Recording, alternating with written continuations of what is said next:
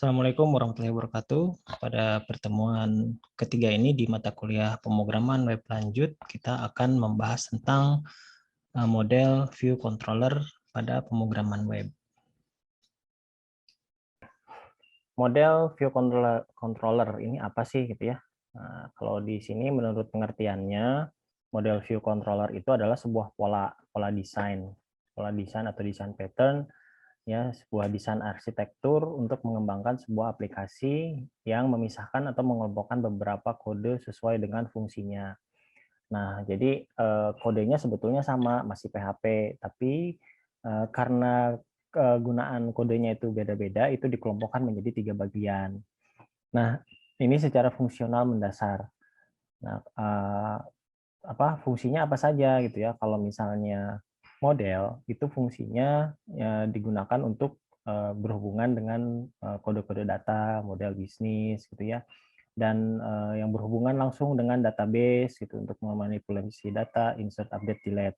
Jadi selain berhubungan dengan database, dia juga akan mengelola data yang yang akan diproses gitu. Nah, jadi di sini khusus si kode-kode program yang berhubungan dengan database, yang berhubungan dengan data itu adanya di model. Nah, kemudian model ini nanti diperlukan apabila untuk ditampilkan di dalam view. Nah, selanjutnya ada view. View itu adalah merupakan bagian dari program yang bertugas untuk menangani masalah tampilan. Jadi user interface itu berada di view. Jadi ketika kita bikin program menggunakan CI, nah user interface-nya ada di view. Nah, adapun nanti si view itu isinya berupa HTML, CSS gitu ya, atau JavaScript, ya, dan PHP itu sendiri. Nah, itu untuk view. Tapi kalau model itu udah pure PHP karena dia tidak berhubungan dengan dengan usernya. Jadi hanya ke data saja. Nah, lalu ada controller ya. Nah, controller ini fungsinya adalah untuk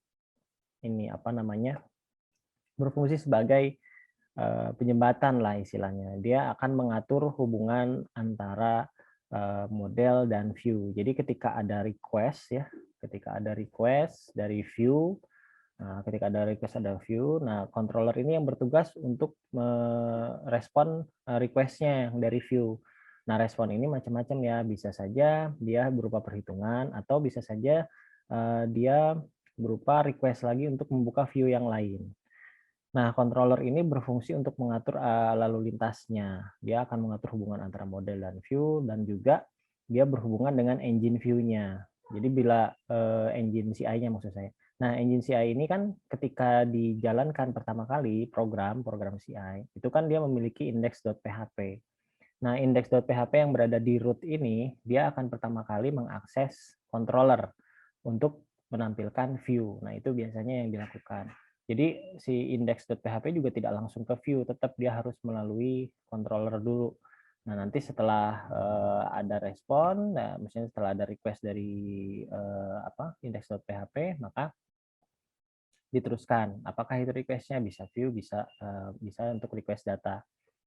Nah, ini konsepnya seperti ini ya, yang dijelaskan. Konsepnya seperti ini. Jadi kalau model, view itu dipisah berdasarkan fungsi. Nah, controller ini berfungsi untuk penghubung antara model dan view. Nah, terus bedanya juga begini. Bedanya antara model dan view itu perbedaan mendasarnya, apabila view itu pasti isinya bisa kode-kode HTML atau CSS gitu ya. Nah, sementara ya dan PHP itu sendiri, sementara model dan controller ini adalah pure atau semuanya murni menggunakan PHP. Jadi tidak menggunakan kode-kode HTML di sini gitu ya, karena tidak berhubungan dengan user interface gitu. Nah, secara detailnya prosesnya seperti apa? Nah, prosesnya sebetulnya seperti ini. Detailnya mulai dari index.php. Nah, index.php itu yang berada di root ya, root directory si program CI sendiri.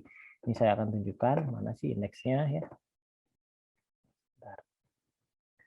Saya tunjuk.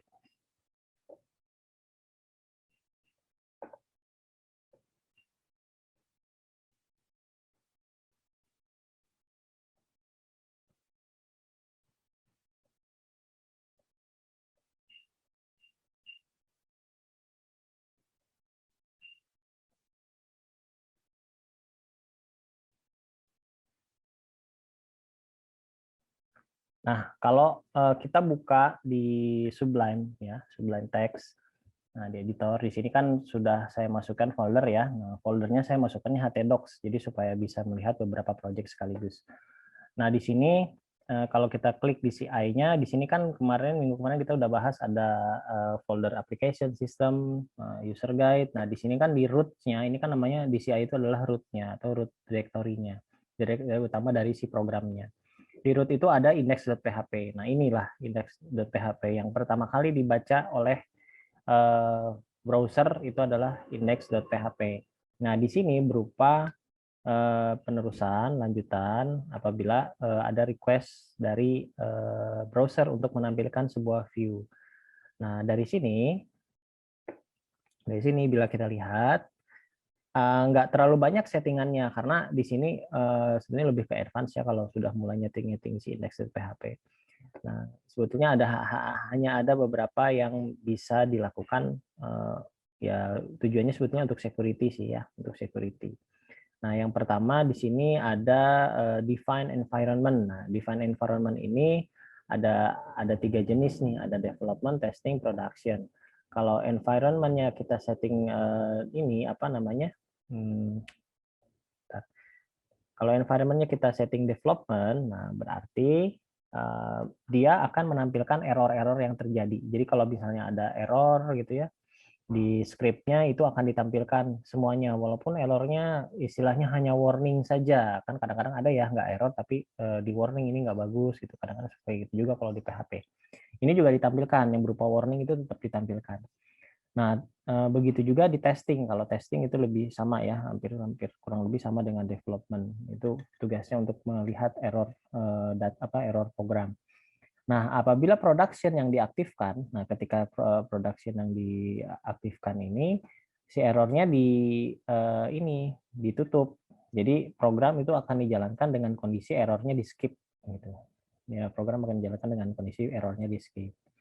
Nah, itu sebetulnya kalau settingan ini aja tuh, tapi itu kalau ya lebih lanjut lah ya, lebih advance-nya gitu. Nah, selanjutnya apalagi sih yang ada di sini gitu ya, di index.php dia akan request ke controller ya. Nah, di sini di index.php kita juga bisa nge-setting folder yang kita gunakan. Misalnya begini. Di sini ada folder system path ya. Nah, system path ini kan di mana si program-program CI itu berada. Nah, ini bisa kita rename. Jadi misalnya kita ganti nih namanya jadi sys gitu ya, SYS gitu atau apa gitu ya. Yang terserah kita gitu. Misalnya core program atau apa gitu. Boleh lah, bebas gitu ya kita rename.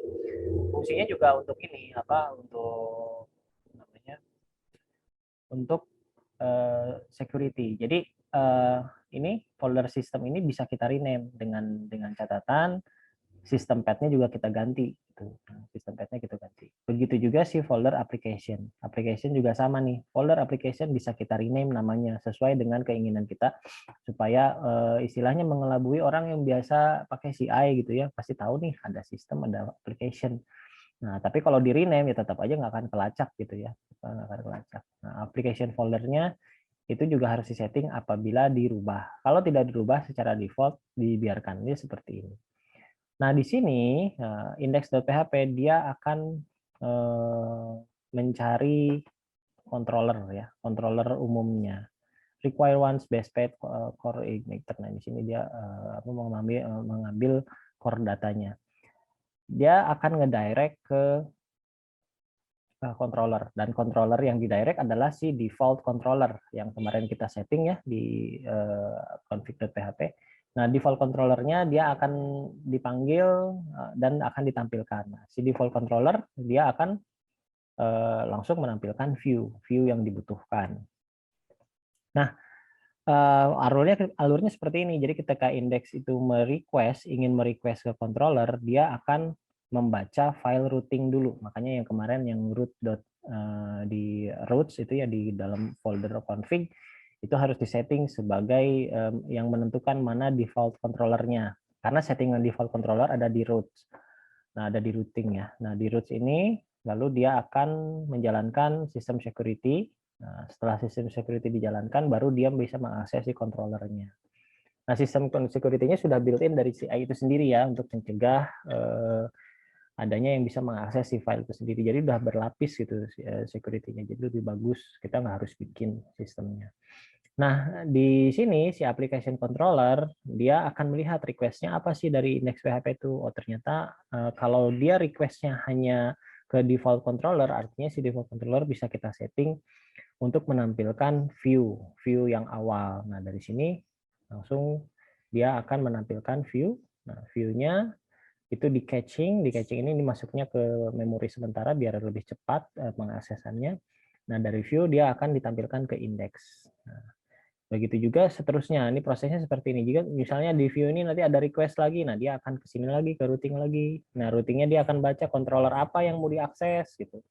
Kalau default controller ya balik lagi, tapi kalau ada controller yang lain, nah ini tergantung si request si ininya nih, si di index PHP-nya atau di view-nya. Nah, misalnya dia nge-request data dari database. Nah, otomatis dari controller itu dia akan membaca controller apa yang berhubungan dengan database. Nah, misalnya controller tampil data, nah itu berhubungan dengan database. Nah, dia misalnya script-nya berguna untuk mengambil data yang melalui model. Nah, dia akan menghubungi model. Dia akan menghubungi model. Terus misalnya ada fungsi-fungsi dari CI yang digunakan yang berasal dari library atau helper. Nah, atau juga plugin atau script. Nah, ini tugasnya controller. Di sini semua diatur. Nah, setelah didapatkan datanya, kembalikan lagi ke view. Nah, entah itu view-nya yang lain lagi gitu ya, halaman lain lagi, yang jelas prosesnya berada di sini. Nah, view-nya ditampilkan. Nah, begitu seterusnya sampai mungkin aplikasinya ditutup. Itu ya. Oke, sampai sini